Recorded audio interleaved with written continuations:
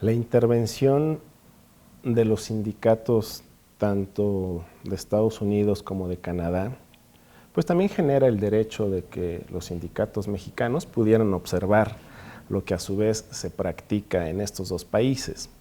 Me parece que lo más importante es que cada organización en México se dedique a lo que realmente es importante: la atención de los trabajadores, mejorar sus condiciones de trabajo, no perder el objetivo inicial para el cual fueron formados los sindicatos: estudio, mejoramiento de los intereses y defensa de los intereses de los trabajadores. Si nos enfocamos a ello, si buscamos junto con las empresas las mejores condiciones posibles de acuerdo a las condiciones de cada centro laboral, me parece que esos riesgos se podrán ir eliminando.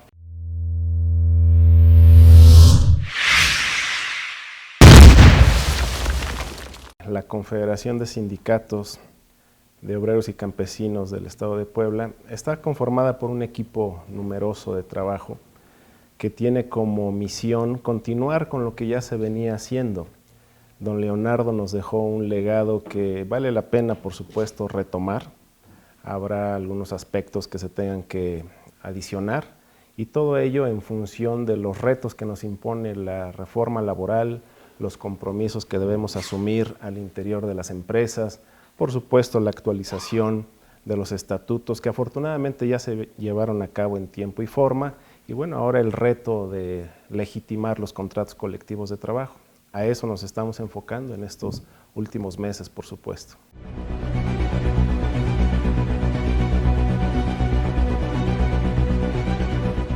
Ha habido diferentes afectaciones. La que más nos preocupa, por supuesto, es la personal, la familiar, la que tiene que ver con la salud de las personas, de los trabajadores, de sus familias.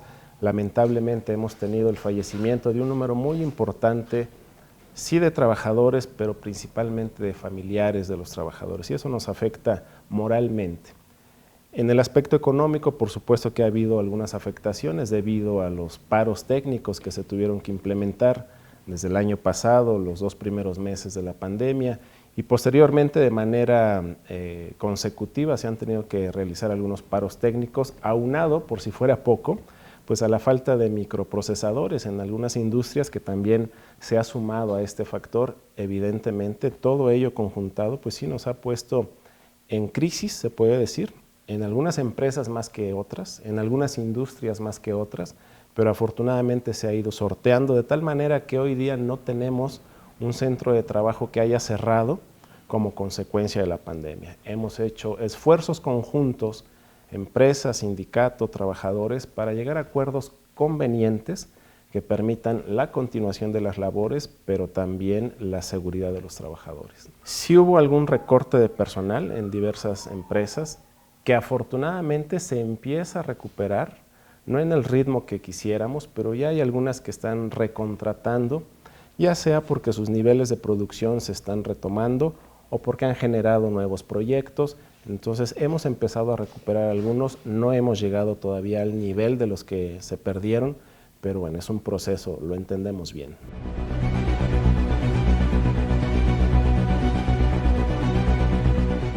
Es un proceso bien interesante porque nos impone un reto que ya la organización a nivel nacional, yo estoy seguro, pero a nivel estatal en Puebla, veníamos trabajando tal vez sin saber al momento en el que íbamos a llegar. ¿A qué me refiero? La encomienda que tienen todos los comités ejecutivos, los delegados, los representantes en las empresas por parte de la organización es mantener una relación muy directa y cercana con los trabajadores, en comunicación también plena con los representantes de las empresas. Eso nos permite que el trabajo sea conjunto, que las soluciones a los problemas de los trabajadores se vayan dando de manera cotidiana, que también haya un ejercicio muy transparente de la revisión de sus contratos colectivos de trabajo. Tenemos desde hace muchos años, por costumbre, antes de que la ley obligara a ello, a que participen comisiones de trabajadores en las revisiones de sus contratos. Comisiones que son o nombradas en asambleas o que voluntariamente los trabajadores se anotan con sus comités ejecutivos, con sus delegados, para integrarse a la negociación de su contrato colectivo de trabajo, ya sea en su aspecto salarial o en el aspecto general. Todo esto permite que los trabajadores conozcan su contrato, sepan qué prestaciones se han logrado, sean, por supuesto, partícipes de esas negociaciones, y esto nos va generando una confianza necesaria para dar el siguiente paso. Ahora estamos en el proceso de informar a los trabajadores sobre la necesidad o la obligación legal de llevar a cabo la legitimación de sus contratos colectivos de trabajo, y ellos lo entienden bien. Ellos saben que legitimar su contrato colectivo de trabajo nos va a dar la oportunidad de seguir negociándolo para incrementar sus salarios y para mejorar sus prestaciones. Entonces, es un proceso muy interesante, insisto, porque esto nos permite, una vez más, confirmar que la cercanía con los trabajadores, pero al mismo tiempo con los empresarios, nos permite tener estos avances que seguramente en la gran mayoría de los casos el resultado será positivo.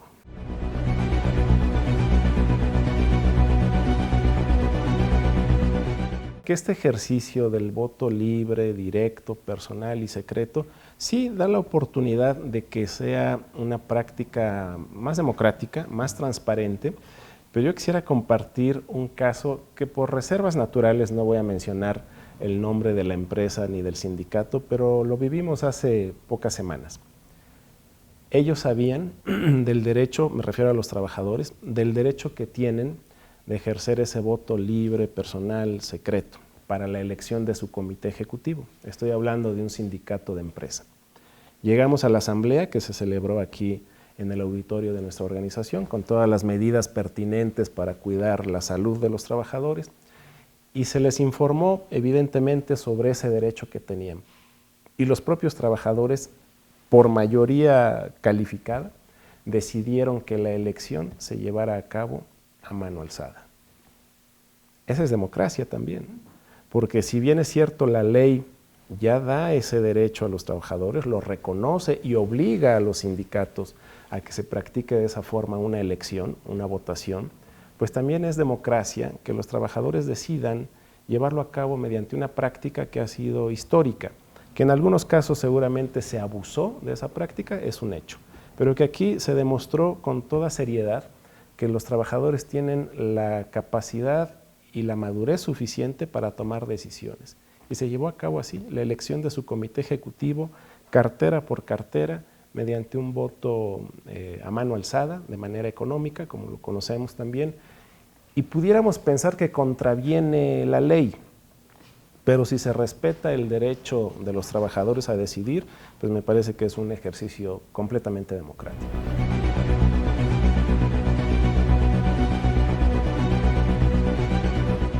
Es un reto enorme para el Poder Judicial, porque si bien es cierto la apuesta de migrar de las juntas de conciliación y arbitraje a los tribunales y en otro aspecto a los centros de conciliación de manera previa, a los centros estatales o federal de conciliación, está enfocado a la profesionalización en la impartición de la justicia, está enfocado a generar no ese equilibrio que nos permitía la ley anterior, en donde la justicia se impartía en las juntas a través de un esquema tripartita, participando el sector obrero, el gobierno y el sector empresarial, y se tomaban decisiones colegiadas o por mayoría de votos. Aquí, en gran medida, ese reto que nos impone esta transferencia, pues también implica la necesidad de que el Poder Judicial se practique o se lleve a cabo su ejercicio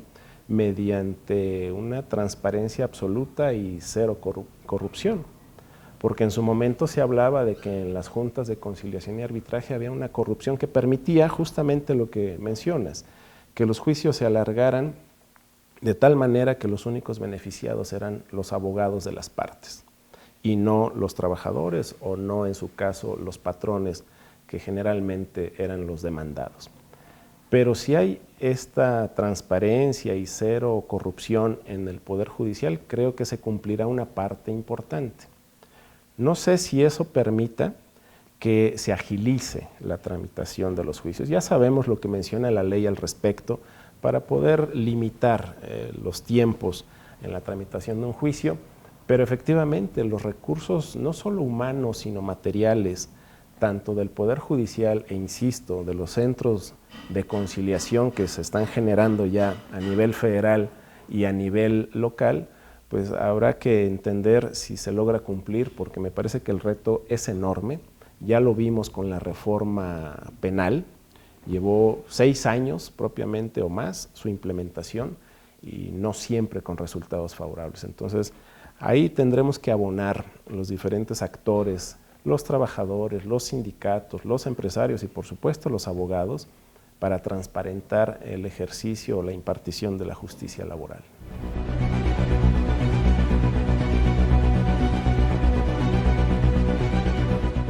La intervención de los sindicatos tanto de Estados Unidos como de Canadá, pues también genera el derecho de que los sindicatos mexicanos pudieran observar lo que a su vez se practica en estos dos países. Me parece que lo más importante es que cada organización en México se dedique a lo que realmente es importante: la atención de los trabajadores, mejorar sus condiciones de trabajo, no perder el objetivo inicial para el cual fueron formados los sindicatos: estudio, mejoramiento de los intereses y defensa de los intereses de los trabajadores.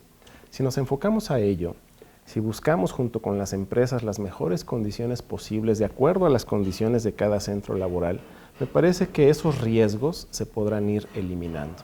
Se entiende que en algunos centros de trabajo los intereses pueden ser mayores, tanto económicos, incluso podríamos decir tal vez hasta políticos, pero corresponde a cada organización tomar las decisiones más adecuadas para mantenerse cerca de sus agremiados, cerca de la empresa y evitar que la injerencia o la posible injerencia de organizaciones internacionales afecten la relación no solo en el país, sino incluso entre países, ¿no? Que me parece ese podría ser el mayor riesgo al que nos enfrentamos.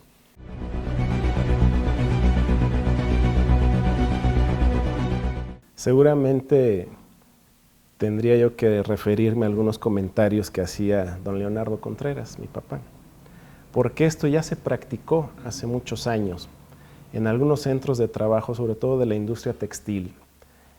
Era común que una organización fuera la titular del contrato colectivo o tuviera agremiados a los trabajadores del primer turno, otra organización a los del segundo y en ocasiones una tercera organización a los del tercer turno. Y evidentemente había pugnas, había tal vez la inmadurez que provocaba que no se buscara necesariamente el mejoramiento de las condiciones de los trabajadores, sino una competencia entre organizaciones, perdiendo de vista el foco principal, justamente para poder agremiar cada vez más, pero sin buscar necesariamente el interés de los propios trabajadores o agremiados. Por supuesto que existe ese riesgo si no actuamos con madurez, porque quienes van a quedar en medio de esta disputa van a ser los propios trabajadores y las empresas.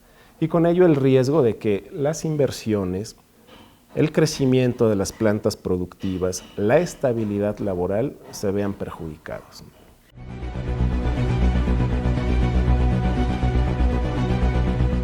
Es polémico el tema del outsourcing porque efectivamente en su momento pudo haber quien hizo mal uso de esta figura, que en su origen no tenía un interés de perjudicar a los trabajadores ni a las empresas. Hubo algunos sectores que abusaron de la figura y esto provocó que se fuera tal vez al extremo que hoy estamos viviendo, de limitar a condiciones mínimas la posibilidad de que se lleve a cabo una contratación vía outsourcing. Afortunadamente para la organización, pues los movimientos que se tuvieron que hacer fueron mínimos, algunos contratos sí tuvieron que migrar, pero esto le va a dar la oportunidad a los trabajadores de tener mayor certeza. Sin embargo, ya existía, porque los contratos que teníamos firmados con algunas empresas de outsourcing respetaban absolutamente todos los derechos legales y contractuales de los trabajadores. Se repartían utilidades, prestaciones extralegales, es decir, no había un abuso como al que me refería, y esto permitió que también esta transferencia fuera muy transparente. Para los trabajadores no quedara ninguna duda, se les informó oportunamente sobre esta sustitución patronal y hoy afortunadamente hemos logrado que donde era necesario ya se llevó a cabo este proceso.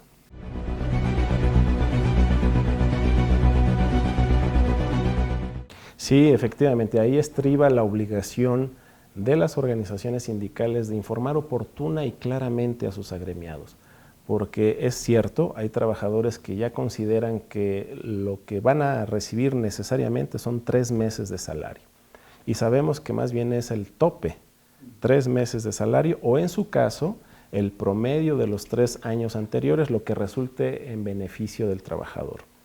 Pero nosotros tratamos de ser muy responsables en la información que les brindamos, haciéndoles saber, primero, el acuerdo al que se llegó de manera clara.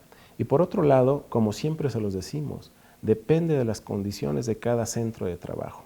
Y para ello tenemos que estar pendientes, sí, durante todo el ejercicio fiscal, en los movimientos que vemos en la empresa, para que tengamos más elementos de entender la carátula y sus anexos en el mes de abril o cuando nos reunimos con la comisión para llevar a cabo el análisis de toda la información que nos proporciona la empresa.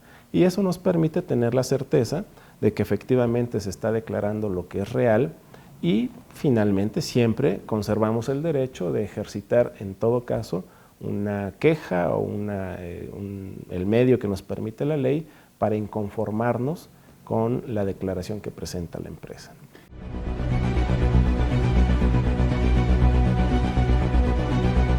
Pues me parece que el mercado se los cobra también, porque hay que reconocer que las empresas, de acuerdo a la ley, tendrán los derechos y facultades que les conceda de reinvertir sus utilidades en otro lugar, en otro negocio, en otro giro, y si no lo reinvierten en el centro de trabajo que las genera, en el corto o mediano plazo eso se nota. Se nota porque probablemente no se estén generando mejores prestaciones, mejores salarios, mejor infraestructura que permita que la empresa sea más productiva, más eficiente y más rentable. Los grandes empresarios en realidad lo entienden de esa forma. Reinvertir sus utilidades en el centro de trabajo que las genera les permite este círculo virtuoso de que esas utilidades cada vez sean mayores. De lo contrario, pues se empieza a notar y los trabajadores cada vez son más observadores, cada vez están más preparados y tienen acceso a diferentes medios de información, de tal manera que también se dan cuenta si el empresario no está reinvirtiendo adecuadamente, y yo creo que en ocasiones eso también genera una cierta rotación de personal en los centros de empleo.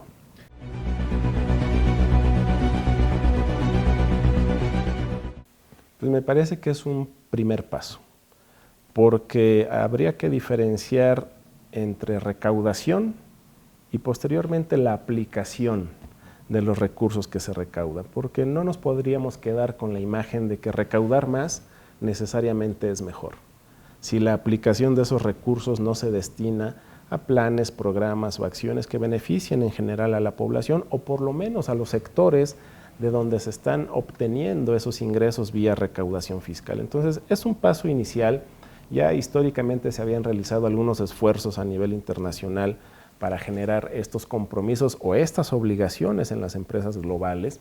No se había llegado a ningún acuerdo. Me parece que es un paso que nos permite entender que sí hay obligaciones que tienen que cumplir, pero no nos podríamos quedar ahí. Habría que entender después cómo se van a aplicar, cómo se van a distribuir.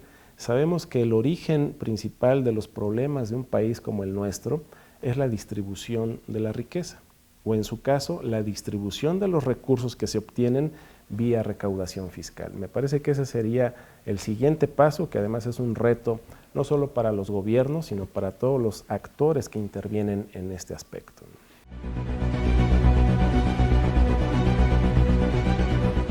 Me parece que en muchas ocasiones nos hemos equivocado pensando que una administración municipal, estatal o federal tiene la encomienda de generar empleos.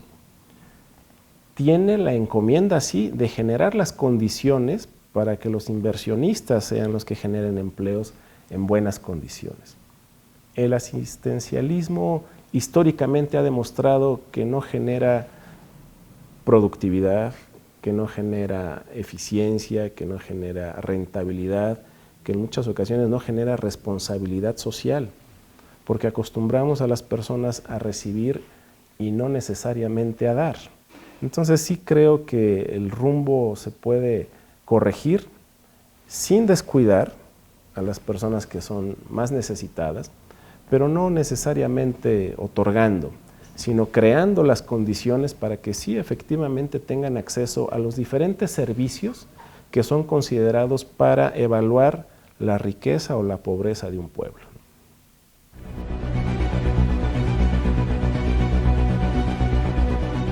Siempre ha sido necesaria la unidad sindical. La unidad en todos los términos, en todos los aspectos, genera más que la división. La unidad sindical bien entendida para hacerlo en favor de nuestros agremiados, para buscar nuevas formas de trabajar, para buscar nuevos esquemas que nos permitan enfrentar estos retos que estamos ahora viviendo, pues me parece que es indispensable. Pero siempre la unidad sindical tiene que partir del origen básico. A veces buscamos la unidad con otras organizaciones hermanas y no hemos visto si al interior de nuestra organización hay algunos huecos que debemos cubrir. Entonces sí, siempre hay que iniciar desde casa, viendo cuál es el concepto que tenemos todos de la unidad y a partir de ahí generar esta relación que afortunadamente en Puebla se ha tenido. Hoy tenemos una relación y desde hace muchos años, porque así lo logró construir don Leonardo Contreras, construyó una relación de respeto, de unidad con las demás organizaciones y las demás centrales obreras, sin importar su dimensión, porque nosotros consideramos que no es necesario clasificarnos de acuerdo a la membresía que tenemos, sino de acuerdo a la función que realizamos. Y el hecho de que sean organizaciones más numerosas o menos numerosas en su afiliación, no impide que tengamos una relación de respeto, de colaboración, de unidad para generar beneficios en favor de todos los trabajadores.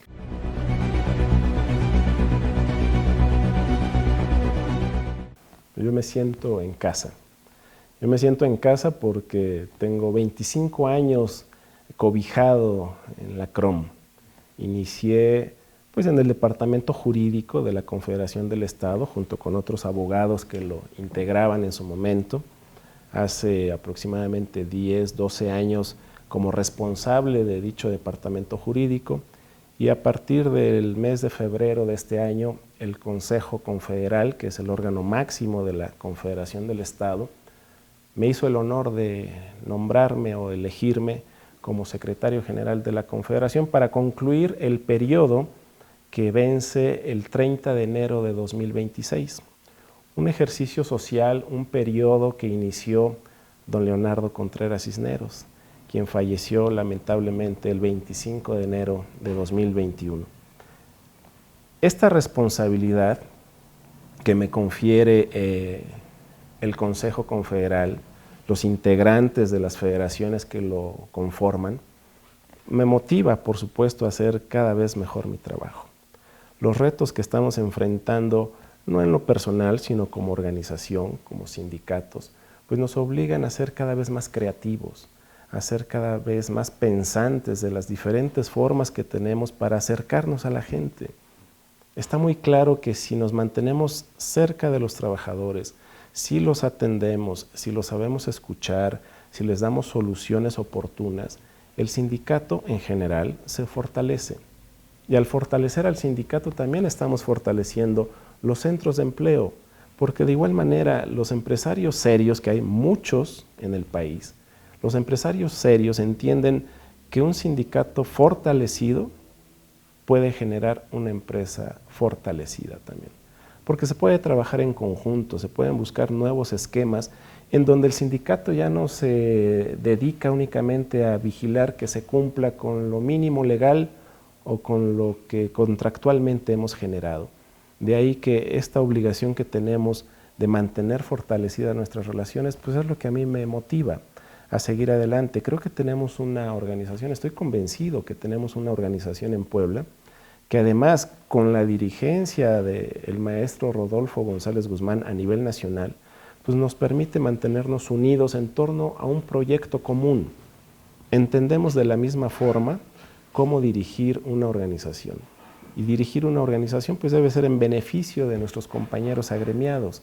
Eso es lo que Alejandro Contreras entiende en esta función que tendrá que desempeñar hasta el día 30 de enero de 2026.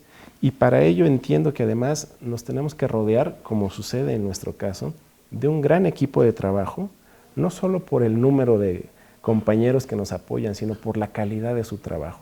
Y afortunadamente eso lo hemos logrado. Hoy tenemos delegados sindicales en todos los centros de trabajo, comités ejecutivos debidamente conformados, todos se mantienen en plena comunicación con sus federaciones locales y, cuando es necesario, con la Confederación del Estado. Para mantener esta comunicación abierta con las diferentes federaciones, entender qué necesidades tienen y poner a disposición de ellos los recursos de la Confederación, humanos, de conocimiento, personales, para poder transitar todos en la mejor manera en esta reforma y la implementación de la reforma laboral. Creo que un líder sindical debe ganarse ese término con el paso de muchos años, porque me parece que tendríamos que ubicarnos como representantes sindicales, como representantes de los trabajadores. Y eso nos genera obligaciones antes que beneficios o prerrogativas. Un líder debe tener o reunir muchas características que solo se consiguen con el paso de muchos años, con el trabajo continuo, pero también con la preparación. El liderazgo sindical, para quienes logran ejercerlo, me parece que está condicionado a una preparación permanente. En sus tiempos, los líderes sindicales, porque las condiciones así lo exigían o lo permitían, pues eran los propios trabajadores que tuvieron crecimiento y llegaron a representar a sus compañeros. Hoy me parece que todos estamos obligados, quienes desempeñamos un puesto de representación sindical, a estar plenamente informados, pero también comprometidos con el conocimiento diario. Los trabajadores lo exigen, las empresas también, las condiciones lo exigen, y hoy más que estamos, más que antes, más que nunca, en una relación global. No podemos desconocer lo que sucede en otros países, no podemos desconocer lo que sucede en otros ámbitos, de tal forma que el conocimiento, la información es una condición necesaria para que un líder o un representante sindical pueda ejercer adecuadamente sus funciones. Tuve la oportunidad de tener acceso a estudios de Derecho. Tengo estudios de Derecho por la Escuela Libre de Derecho de Puebla. También tengo estudios de maestría en Derecho Corporativo por la Universidad Anáhuac, Campus Puebla, y diferentes diplomados a lo largo de mi formación que me han permitido atender temas diversos, diplomados, por ejemplo, en delitos fiscales, diplomados en Derecho del Trabajo y recientemente un diplomado en Gestión de Competencias Directivas, también por la Universidad Anáhuac, Campus Puebla.